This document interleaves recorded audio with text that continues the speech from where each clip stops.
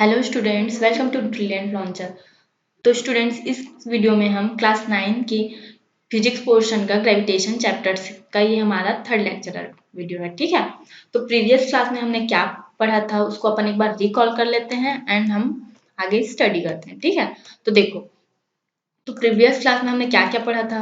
Previous class में हमने क्या देखा था। हमने gravitational force holds this solar system together, जिसमें मैंने बताया था आपको कि हमारे अलग अलग साइंटिस्ट ने बताया, टॉलमी साइंटिस्ट थे जिन्होंने बताया कि उन्होंने क्या बताया था कि देखो, इससे पहले तो हमें पता नहीं था ना कि हमारा जो सोलर सिस्टम है उसमें सन और जो प्लैनेट्स हैं, बाकी जो प्लैनेट्स है वो किस तरह अरेंज है, ये तो हमें पता नहीं था। देन क्या हुआ, फिर साइंटिस्ट, ये हमारे टॉलमी साइंटिस्ट आए, उन्होंने बताया कि हालांकि ये टॉपिक हमने प्रीवियस क्लास में क्लियर कर लिया था, बट अब उसको अपन क्या कर लेते हैं, हम रिकॉल कर लेते हैं। ठीक है, तो देखो, तो क्या हुआ था, तो उन्होंने, हमारे टॉलमी जो साइंटिस्ट है, उन्होंने बताया कि मैं बताता हूँ। उन्होंने बताया कि जो अर्थ होता है वो सेंटर पे होता है। इससे पहले तो पता नहीं था ना, तो उन्होंने बताया कि जो अर्थ होता है वो सेंटर पे होता है।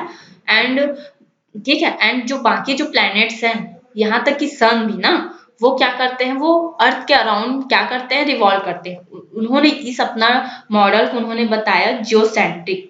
क्या कहा, जियोसेंट्रिक का था ना, हमने प्रीवियस क्लास में भी देखा था। एंड उसने उसके बाद उन्होंने बताया, फिर उसके बाद हिलियो एक आते हैं टाइको साइंटिस्ट, उन्होंने अपना हिलियो सॉरी क्या है, निकोलस जी आते हैं, उन्होंने अपना हीलियोसेंट्रिक दिया था, जिसमें उन्होंने बताया कि एक सर्कल फॉर्म में होता है, जिसमें सन जो होता है वो सेंटर पे होता है, बाकी जो प्लैनेट्स होते हैं उनके रिवॉल्व करते हैं। ये देखा था हमने, है ना।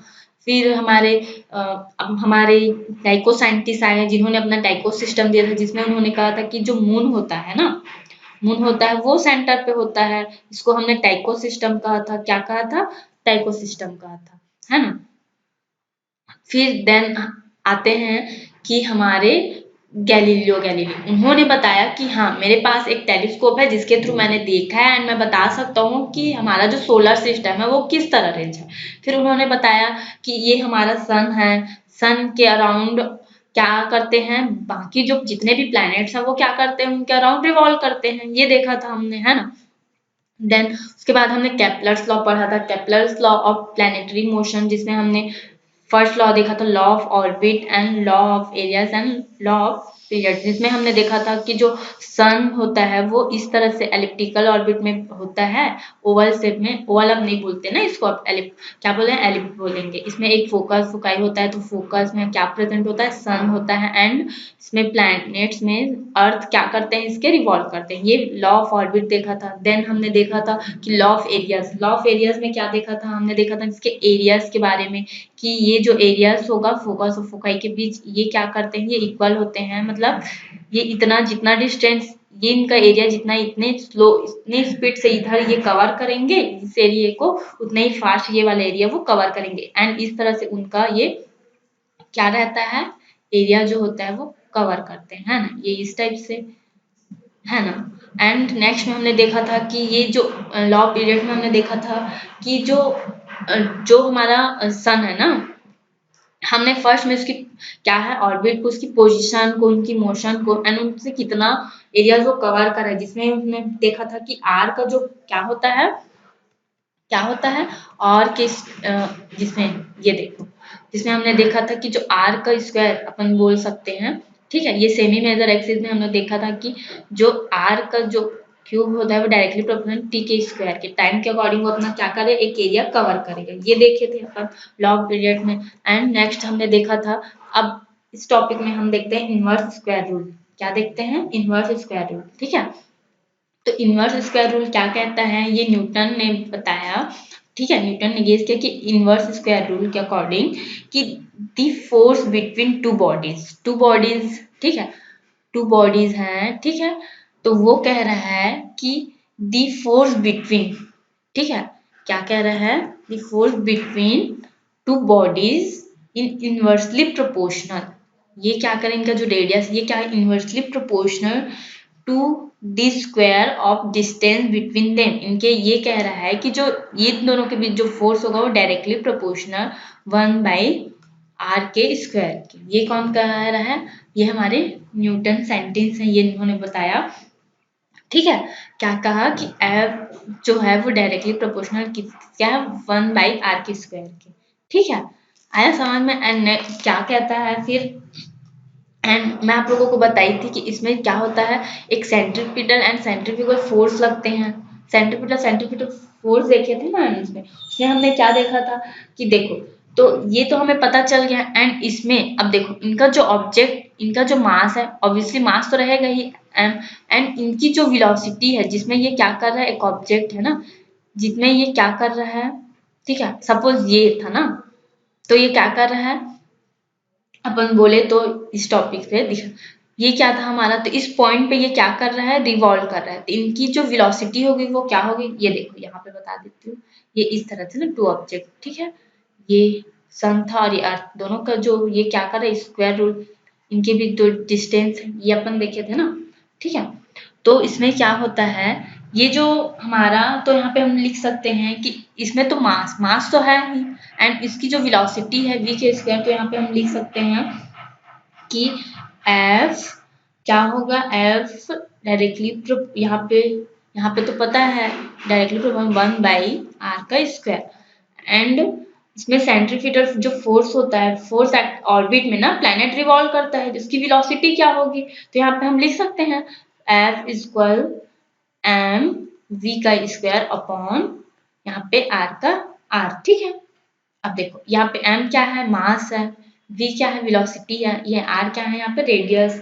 ठीक है, तो यहाँ पे क्या होता है, मास, यहाँ पे हम लिख सकते हैं कि मास, अब देखो ये जो मास होता है, मास तो रहेगा ही, क्योंकि इधर भी ये रिवॉल्व करेगा तो इसका मास तो रहेगा ही, तो मास यहाँ पे क्या है, कांस्टेंट है। तो मास ऑफ गिवन, ठीक है, गिवन प्लैनेट, ठीक है, प्लैनेट इज कांस्टेंट, क्या होगा, ये कांस्टेंट। ठीक है, तो क्या हो जाएगा यहाँ पे f, यहाँ पे तो ये देखो ये m, अब ये तो कांस्टेंट हो गया, तो यहाँ पे क्या हो जाएगा, ये यहाँ पे हम लिख सकते हैं f directly proportional v² upon r। ठीक है, इसको हम ले लेते हैं इक्वेशन फर्स्ट। ठीक है, ये हमारा इक्वेशन फर्स्ट। एंड अब देखो इक्वेशन फर्स्ट निकल गया, तो यहाँ पे क्या था, अब देखो एक ऑब्जेक्ट है, ये क्या था हमारा, ये हमें पता है सर्कल, तो ये क्या कर रहा है, पूरे ये रिवॉल्व कर रहा है, क्या कर रहा है, कोई प्लैनेट इसका रिवॉल्व कर रहा है, तो इसका एरिया अपन बोल सकते हैं। ठीक है, तो यहाँ पे मतलब इसका जो रेडियस है, तो यहाँ पे निकाल सकते हैं। ठीक है, तो यहाँ पे हम लोग क्या ले सकते हैं, यहाँ पे v क्या हो जाएगा, देखो क्या था वो, मतलब इसमें रिवॉल्व, जितना जो हमारा प्लैनेट है रिवॉल्व करने में कितना टाइम लगा है, तो यहाँ पे हम ले सकते हैं 2πr अपॉन टाइम, जितना टाइम लगा है कि एक सर्कल को रिवॉल्व, एक यहाँ पे एक प्लैनेट को रिवॉल्व करने में, ठीक है, जितना टाइम लगा वहां पे हम ले सकते हैं। ठीक है, तो अब देखो यहाँ पे 2π कांस्टेंट हो गया, 2π इज ए कांस्टेंट, ये हमारा 2π इज कांस्टेंट। ठीक है, अब देखो तो v, अब 2π कांस्टेंट है तो v क्या हो जाएगा, डायरेक्टली प्रोपोर्शनल r बचा और अपॉन t बचा। ठीक है, एंड ये क्या हो जाएगा, एंड दोनों साइड हम स्क्वायर लेने पे, देखो taking square on both sides. ठीक है, taking square on both sides. ठीक है, तो देखो अब देखो ये स्क्वायर, v का स्क्वायर हो गया, और क्या हो जाएगा, ये डायरेक्टली प्रोपोर्शनल यहाँ पे ये इनवर्स, ये r का स्क्वायर अपॉन टाइम का स्क्वायर। ठीक है, अब क्या होगा, अब देखो ये जो हमारा r है, तो r में दोनों साइड से हम, ये राइट साइड में हम लोग क्या कर रहे हैं, इसको डिवाइड करने पर, देखो v² डायरेक्टली प्रोपोर्शनल r का, ये क्या हो जाएगा, ये हमारा r का क्यूब t का स्क्वायर, ठीक है, इंटू 1/r, तो ये क्या हो जाएगा हमारा।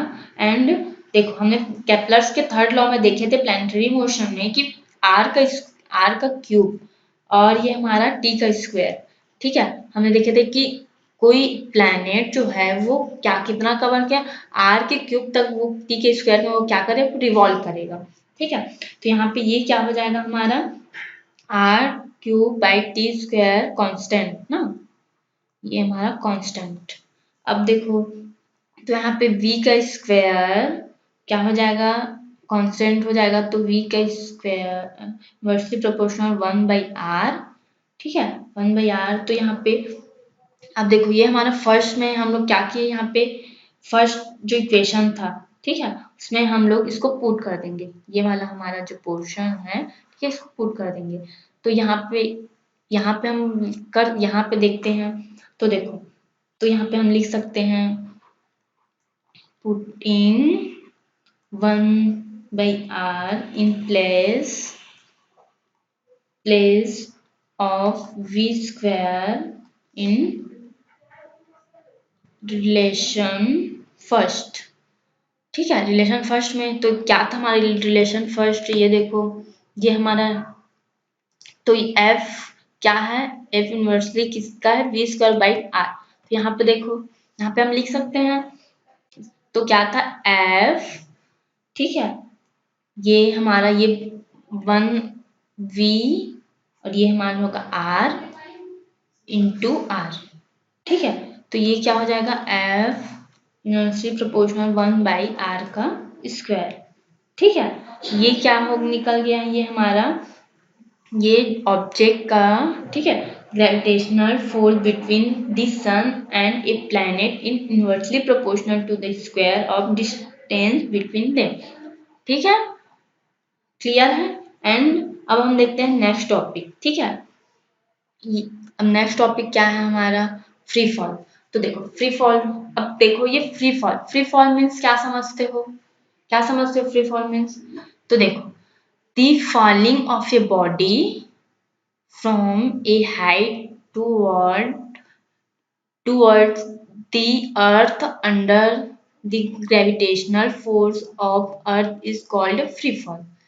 अब देखो तुम लोग को ये तुम लोग को बता रही हूँ ना, सबसे पहले एक्सप्लेन कर रही हूँ कि क्या होता है। अगर हम मान लो कोई ऑब्जेक्ट ले लेते हैं, सपोज स्टोन ही ले लेते हैं, ठीक है, स्टोन ले लेते हैं, हम क्या करते हैं कि स्टोन ले लेते हैं एंड उसको क्या करते हैं हम एक हाइट पे ले जाकर उसको क्या करते हैं, ये हमारा अर्थ है, अर्थ है ना, ये जान लो। तो देखो अब मान लो हम लोग एक स्टोन ले लेते हैं, उसको हाइट पे जाके उसको क्या करते हैं, ड्रॉप करते हैं, क्या करते हैं, ड्रॉप करते हैं। ठीक है, क्या करते हैं, ड्रॉप करते हैं, क्या करते हैं, ड्रॉप करते हैं। तो वो क्या होगा, वो क्या करेगा, वो क्या करेगा, वो फॉल होगा, किसमें फॉल होगा, यहाँ पे वो नीचे आकर वो गिर जाएगा ना। हाँ। तो ये कह रहा है कि अगर कोई ऑब्जेक्ट को हम एक हाइट पे ले जाके, सपोज कोई बॉडी को एक हाइट पे हम क्या करते हैं, हम हाइट पे ले जाके उसको ड्रॉप करते हैं, ठीक है, ड्रॉप करेंगे तो वो क्या होगा, वो अर्थ पे गिरेगा, क्या होगा वो, सॉरी ये यहाँ पे वो क्या करेगा, वो गिरेगा ऊपर से। तो ये इसमें गिर क्यों रहा है, वो क्यों गिर रहा है, हमें पता है, हम प्रीवियस क्लास में पढ़ चुके हैं कि वो गिर इसलिए रहा है क्योंकि अर्थ हर एक ऑब्जेक्ट पे एक फोर्स लगाती है जिसको अपन बोलते हैं ग्रेविटी। तो अगर हम किसी ऑब्जेक्ट को एक हाइट पे ले जाके उसको हम ड्रॉप करते हैं तो वो गिरेगा, ठीक है, ड्रॉप करें तो वो फॉल होगा, इसी को बोलते हैं फ्री फॉल। यहाँ पे आप ये एक्सप्लेन करोगी कि अगर कोई ऑब्जेक्ट उसमें क्यों गिर रहा है, उसमें सिर्फ एक ही फोर्स क्या कर रहा है, वर्क कर रहा है, वो कौन सा फोर्स है, वो फोर्स है हमारा ग्रेविटी। यहाँ पे अपन बोल सकते हैं क्या बोल सकते हैं, under the gravitational force of earth. अगर कोई ऑब्जेक्ट को हाइट पे हम ड्रॉ करते हैं, सॉरी अगर किसी ऑब्जेक्ट को हम क्या करते हैं, हाइट पे ड्रॉप करते हैं तो उसमें सिर्फ एक ही फोर्स वर्क करेगा, वो फोर्स होगा हमारा ग्रेविटी। कौन लगाएगा वो फोर्स होगा हमारा अर्थ लगाएगा, जिसको अपन बोलते हैं ग्रेविटी, इसी को बोलते हैं फ्री फॉल। हाँ, यहीं पे आपको मैं एक बता दूं कि देखो क्या होता है, हम देखो कभी देखो हम लोग क्या पढ़े हैं, हम लोग प्रीवियस चैप्टर में हमने पढ़ा है जिसमें क्या देखे थे हम, अगर कोई ऑब्जेक्ट क्या कर रहा है, मोशन में है, ठीक है, क्या कर रहा है, मोशन में है, तो उसमें कौन रजिस्टर करेगा, देखो कोई ऑब्जेक्ट है, ठीक है, क्या है, कोई ऑब्जेक्ट है, वो क्या कर रहा है, मूव कर रहा है, ठीक है, क्या कर रहा है, मूव कर रहा है, ठीक है। तो उसमें क्या करता है कोई और, यहाँ पे ये इस तरह एक्सप्लेन कर देती हूँ, ठीक है। ये देखो, तो ये हमारा अर्थ क्या है, ये हमारा अर्थ है, इसमें कोई किसी हाइट पे हम ले जा करके उसको क्या कर रहे हैं, किसी स्टोन बॉडी या किसी भी चीज, जैसे कि ट्री से ये जो लीव्स है वो फॉल हो रही है, तो यहाँ पर हम बोल सकते हैं फ्री फॉल बोल सकते हैं। देखो, बट हम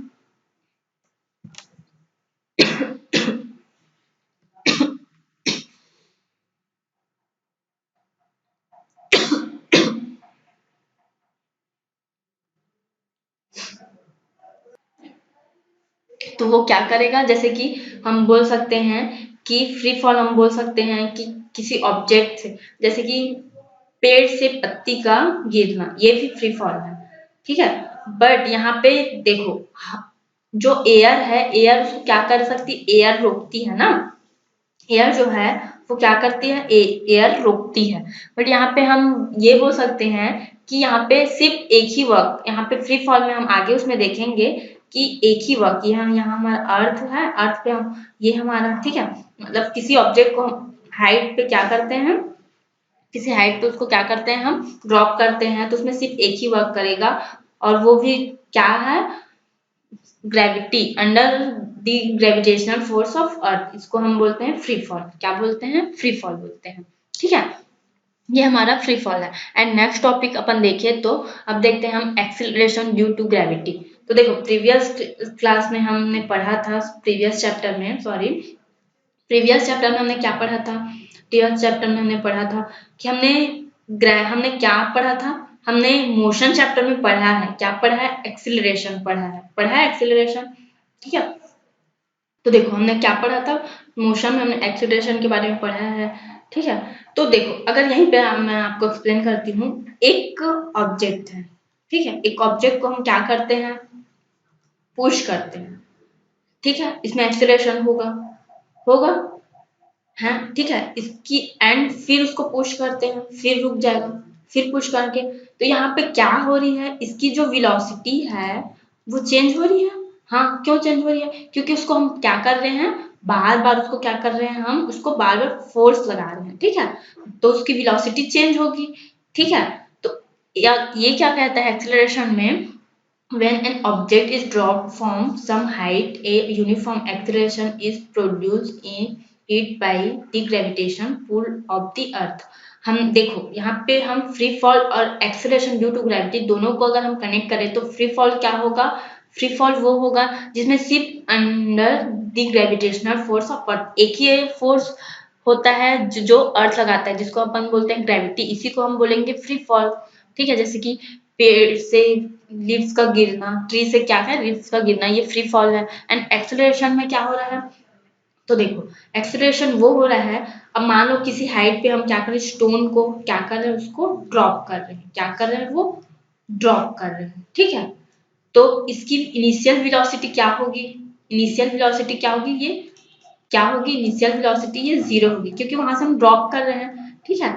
तो देखो यहाँ पे क्या होगा, अगर हम किसी ऑब्जेक्ट को एक हाइट पे ले जाके उसको ड्रॉप करते हैं, तो ड्रॉप कर रहे हैं, तो ये क्या, इसको हम लोग बार बार फोर्स अप्लाई कर रहे हैं क्या, नहीं कर रहे हैं, तो ये क्या करेगा, सीधा ये क्या करते हैं, ये गिरते तक, ठीक है। इसमें तो यहाँ पे हम बोल सकते हैं इसकी जो वेलोसिटी होगी, ये वेलोसिटी होगी, ये क्या होगी, कांस्टेंट होगी, हाँ, इसकी जो वेलोसिटी होगी वो कांस्टेंट होगी, मतलब इसका जो एक्सीलरेशन होगा, मतलब यहाँ से हम हाइट पे ड्रॉप करेंगे तो सीधा वो क्या होगा, वो क्या करेगा, वो अर्थ पे क्या करेगा, वो गिरेगा। तो यहाँ पे हम बोल रहे हैं इसकी जो एक्सीलरेशन होगी वो यूनिफॉर्म होगी, क्या होगी, एक्सीलरेशन जो होगी यूनिफॉर्म होगी, एंड इसकी जो वेलोसिटी होगी वो कांस्टेंट होगी, है ना, क्योंकि क्योंकि इसमें सिर्फ एक ही बार में हम ड्रॉप कर रहे हैं, इसमें एक ही फोर्स अप्लाई हो रहा है, कौन, ग्रेविटी फोर्स एग्जैक्ट कर रही है, क्या कर रही है, ग्रेविटी फोर्स लग रहा है अर्थ के थ्रू, है ना, अर्थ क्या कर रही है, तो इसमें जो मोशन होगा, वहां पे हम फ्री फॉल में क्या देखे थे, फ्री फॉल में देखे कि सिर्फ एक ही फोर्स क्या करेगा, यहाँ पे एक ही फोर्स अप्लाई होगा जिस under the gravitation for of the अर्थ, जो अर्थ लगाता है ग्रेविटेशन, क्या, ग्रेविटी, है ना। एंड यहाँ पे हम क्या देखेंगे, यूनिफॉर्म एक्सीलरेशन में देखेंगे कि ये जो हाइट पे, ठीक है, ये हाइट पे क्या करेगा, वो ड्रॉप करेंगे तो इसमें जो एक्सेलरेशन होगा, एक्सेलरेशन जो प्रोड्यूस होगा वो उसकी मोशन क्या होगी, वो यूनिफॉर्म में होगी, यूनिफॉर्म होगी, उसकी जो एक्सेलरेशन होगी यूनिफॉर्म होगी ना, ठीक है। तो इसको अपन बोलते हैं एक्सीलरेशन ड्यू टू ग्रेविटी। क्या बोलते हैं? Acceleration due to gravity. And जो एक्सीलरेशन होता है ये मास के ऊपर डिपेंड नहीं करता। अभी आगे हम calculation of the acceleration due to gravity में देखेंगे, ये मास के ऊपर डिपेंड नहीं करेगा। क्या नहीं करेगा? ये मास के ऊपर डिपेंड नहीं करेगा ना। मतलब अब तुम देख लो, अगर हम किसी ऑब्जेक्ट को ऊपर हाइट से क्या करते हैं, गिराते हैं, ठीक है, एक हाइट से ड्रॉप करते हैं तो वो गिरेगा ना, ठीक है। तो उसमें यहाँ पे अपन बोले कि मान लो तो एक बॉल ले लेते हैं हम, एक बॉल और एक हम ले लेते हैं लिफ्ट। अगर हम दोनों को क्या करते हैं, दोनों को हम किसी हाइट ड्रॉप करते हैं तो वो क्या हो जाएगा, हाइट पे ड्रॉप करेंगे तो वो क्या हो जाएगा, कौन पहले गिरेगा, बॉल पहले गिरेगा, है ना। क्या होगा, बॉल पहले गिरेगा।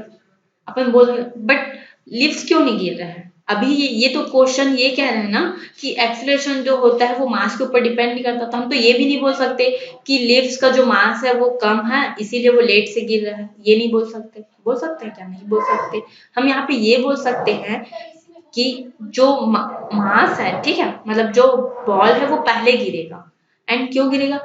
इसमें एयर, देखो एयर क्या करेगा यहाँ पे, एयर क्या करेगा, एयर यहाँ पे अपना एक, यहाँ पे अपन देखें तो एयर उसको रोकेगा, किसको, किसको, लीव्स को, किसको, लीव्स को। एंड जो, क्यों, उसका मास कम है, किसका, लीव्स का मास कम है, इसीलिए वो क्या करेगा, उसको एक, यहाँ पे हम बोल, तो क्या करेगा यहाँ पे तो यहाँ पे ये हम क्या करते हैं, तो हम किसी हाइट पे क्या करते हैं उसको, ये हम हाइट पे क्या करते हैं उसको ड्रॉप करते हैं, तो उसमें क्या करेगा, तो वो सीधा उसका जो एक्सीलरेशन होगा जो यूनिफॉर्म होगा, है ना। एंड इसमें कौन, ये हमारा जो फ्रिक्शन कौन लगाएगा, एयर। अभी मैं तुम आप लोग को बता रही थी कि अगर किसी बॉल को, तो लीव्स क्या है, लेट से गिरेगा ना, ठीक है, अर्थ वो लेट से आएगा, क्यों, क्योंकि वो जो फ्रिक्शन का काम कौन करेगा, यहाँ पे एयर करेगा। इसीलिए देखो ये क्या कह रहे हैं, this acceleration does not depend on the mass of the falling object,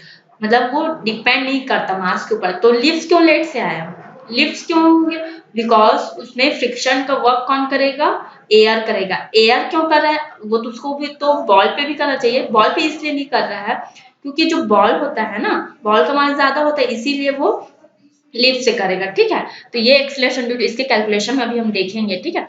तो देखो calculation of the acceleration due to gravity में क्या देखते हैं हम, हमने प्रीवियस में पढ़े हैं कि जो फोर्स होता है ना, फोर्स क्या होता है, जिसमें हमने देखा था फोर्स इक्वल जी, क्या है, जी इंटू एम। सपोज यहाँ एम, ये सपोज एक मास है हमारा, क्या है, ये हमारा अर्थ है। एंड हम एक स्टोन को क्या कर रहे हैं, हाइट से उसको क्या कर रहे हैं, ड्रॉप कर रहे हैं।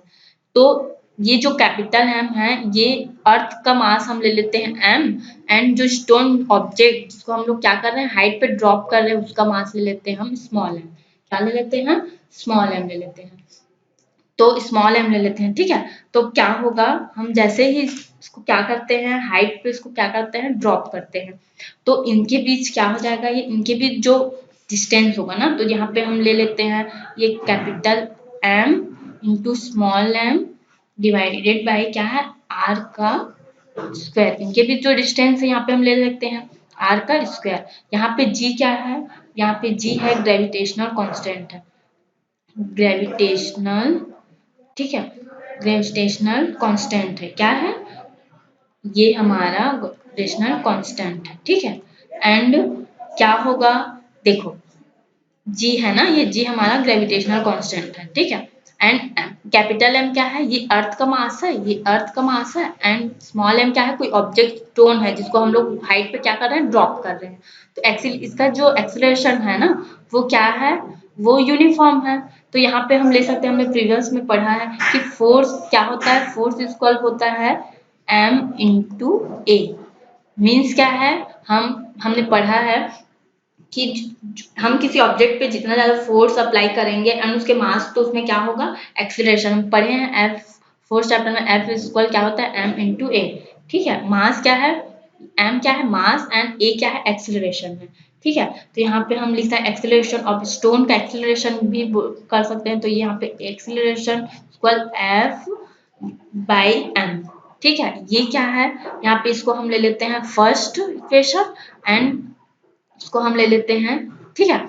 अब देखो ये हमारा, अब हम क्या करते हैं ये सेकंड, ठीक है।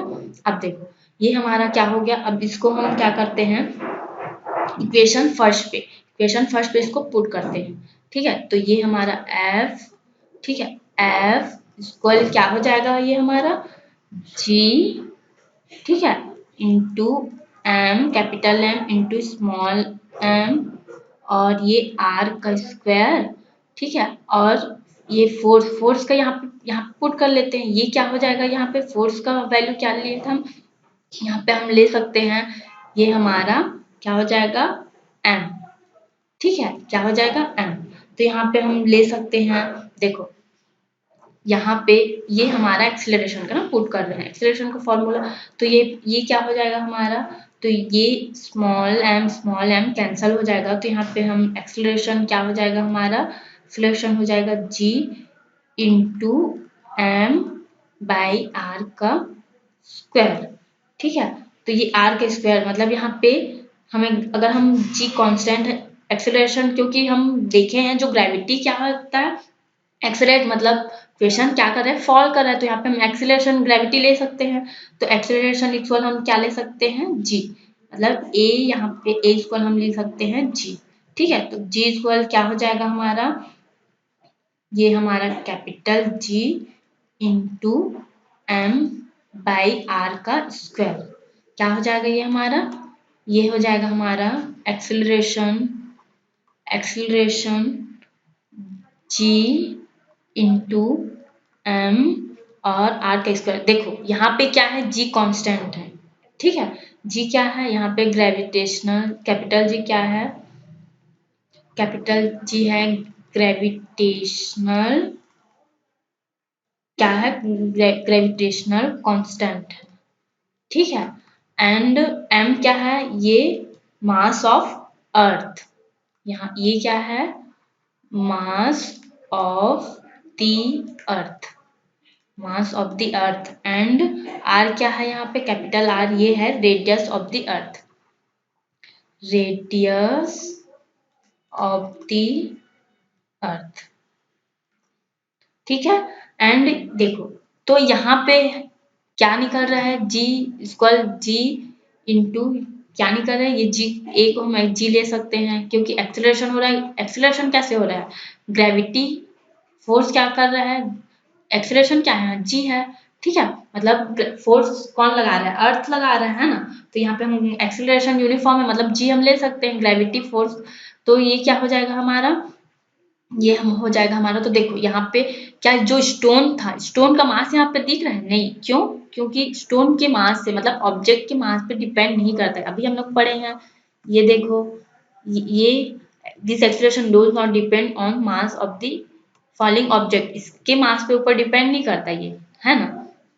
तो ये देखो यहाँ पे हमारा हो गया, एंड इसी को अगर हम देखें तो क्या होता है ग्रेविटेशनल कांस्टेंट का हम देखें तो ये हमारा वैल्यू होता है जी की वैल्यू हमने प्रीवियस क्लास में पढ़ा था 6.7 into 10⁻⁻11 newton metre square on, so KG denote करते हैं, ऐसा यूनिट क्या होती है केजी, न्यूटन फोर्स क्या होता है न्यूटन मीटर स्क्वायर, है ना, मास हमने देखा था।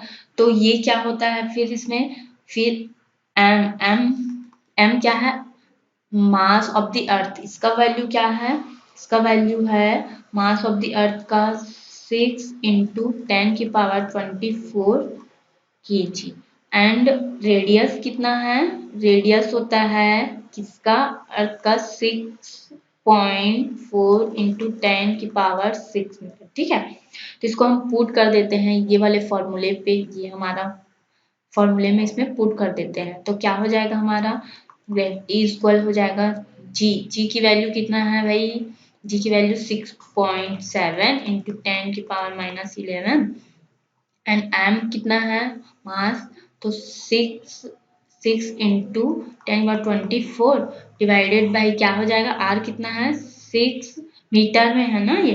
तो देखो ये क्या हो जाएगा, ये हो जाएगा हमारा 6.4 इंटू 10 की ये 10 की पावर 6, ये 10 की पावर 6, ठीक है, एंड ये r का स्क्वायर, ठीक है।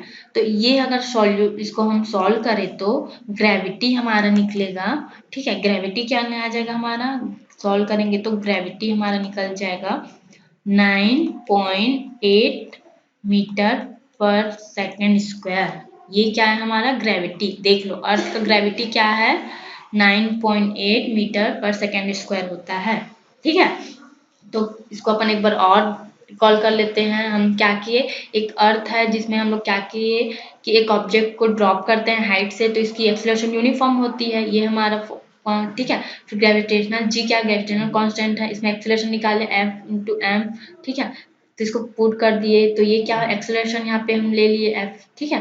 तो F m यहाँ पे m क्या हो गया, कैंसल हो गया, क्या हो गया कैंसल हो गया। तो ए क्या हो गया हमारा, ये क्या हो गया हमारा यहाँ पे ए जी इंटू एम बाई आर का स्क्वायर। ये एक्सीलरेशन को हम ग्रेविटी ले सकते हैं तो जी इंटू एम आर का स्क्वायर, यहाँ एन जी क्या है ग्रेविटेशनल कांस्टेंट है, एम क्या मास ऑफ द अर्थ है, आर क्या है रेडियस ऑफ द अर्थ, ठीक है। तो इस तरह हम इसको कैलकुलेट किए तो हमारा क्या होगा, ये हमारा ग्रेविटी निकल गया कितना 9.8, ठीक है।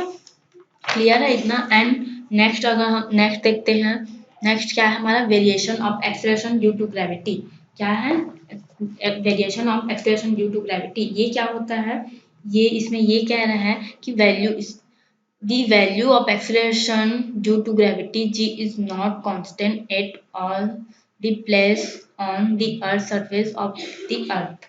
देखो सबसे पहले ये बता दूं कि क्या होता है, हमारा जो अर्थ होता है, ये हमारा अर्थ ये क्या होता है एलिप्स फॉर्म में होता है ना, एलिप्टिकल ऑर्बिट, ये एलिप्स ओवल फॉर्म में होता है ना।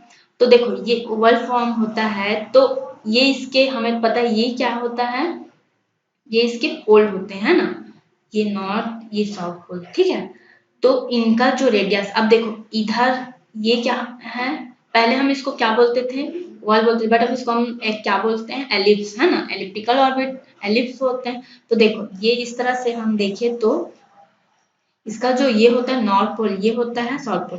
तो देखो इधर का जो एरिया है किसका अर्थ का एरिया, अगर हम इसका रेडियस निकालें, इसका ये रेडियस निकालें हम, तो इसका रेडियस इसमें दोनों में डिफरेंट है, दोनों में डिफरेंट है, ये ज्यादा ये इसका रेडियस ज्यादा है, इसका रेडियस कम है।